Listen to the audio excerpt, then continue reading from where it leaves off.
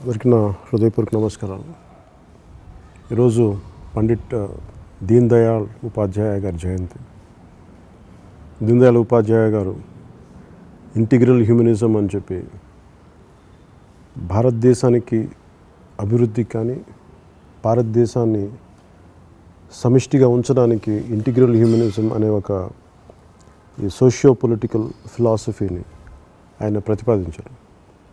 ఇది 1965లో భారతీయ Jan Sangh national convention విజయవాడలో జరిగినప్పుడు అప్పుడు ప్రతిపాదించి దాన్ని యాక్సెప్ట్ చేశారు. ఆ రోజున అది జనసంఘ్ ఫౌండేషనల్ ఫిలాసఫీగా, అదే ఫిలాసఫీని మా బేసిక్ ఫిలాసఫీగా మళ్ళీ 1985లో భారతీయ జనతా పార్టీ నాయకత్వం తీసుకుని దాన్ని యాక్సెప్ట్ చేశారు. ఇంటిగ్రల్ హ్యూమనిజం అసలు పుట్టడానికి ముఖ్య కారణం ఈ బ్రిటిష్ వాళ్ళ నుంచి పరాయిపీడ నుంచి మనం బయటకు వచ్చేసిన తర్వాత ప్రపంచవ్యాప్తి అనేక రకాల ఇజమ్స్ పుట్టుకొచ్చినాయి. కమ్యూనిజం, సోషలిజం అని, క్యాపిటలిజం అని, ఇండివిజువలిజం అని. సో రకరకాల చర్చల్లో కొంతమంది నెహ్రూ గారు ఈ ఫేబియన్ డెమోక్రసీ మీద నెహ్రూవియన్ సోషలిజం అనే కాన్సెప్ట్లు వెళ్ళిపోతూ ఇలాగా చాలామంది ఉంటూ, అలాగే రామ్ మనోహర్ లోహియా గారిది కానీ ఇలాంటి విపరీతమైన ఈ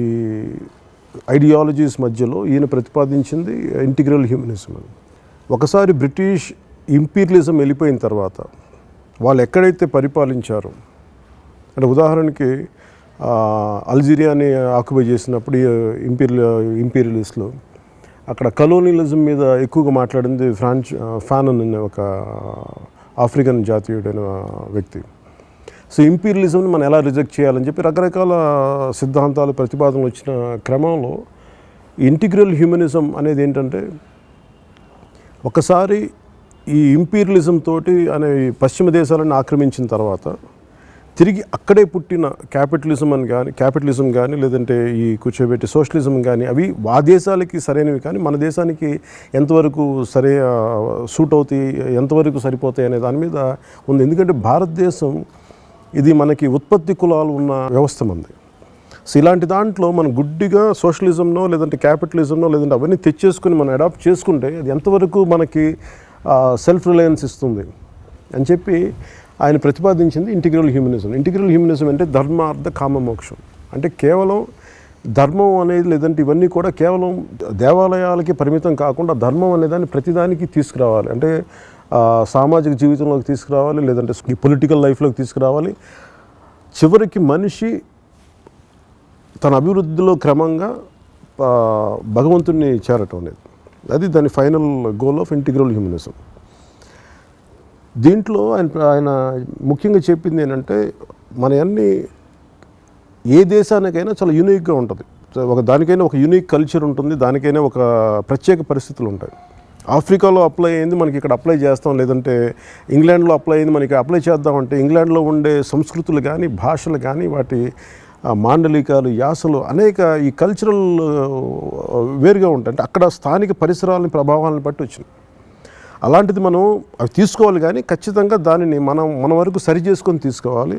సో ఆయన పెట్టింది ఏంటంటే, భారతదేశానికి చాలా మూలమైంది ధర్మార్థ కామ మోక్షం. దీన్ని ఆధారంగా చేసుకొని Sarvodaya, progress for all, Antyodaya, till the last men's progress. ఎవరైతే అట్టడుగు భాగంలో ఉంటారో వారికి కూడా చివరి అభివృద్ధి వచ్చే వరకు మనం పనిచేయాలి.